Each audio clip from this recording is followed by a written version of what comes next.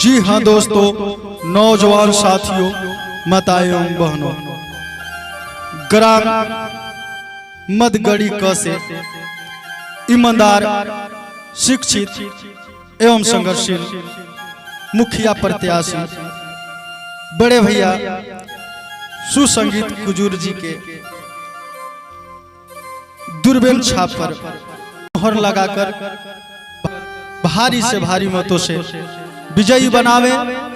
और एक बार क्षेत्र में काम करने के लिए अवश्य मौका दे। जी हाँ दोस्तों, याद रहे क्रमांक संख्या 5 पर दूरबीन छाप पर मोहर लगाकर भारी से भारी मतों से विजयी बनावे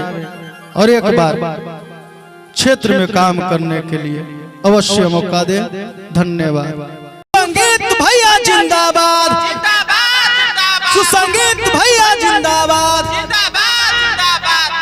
दूरबीन छाप जिंदाबाद, दूरबीन छाप जिंदाबाद, मदगड़ी का जनता जिंदाबाद, मदगड़ी का जनता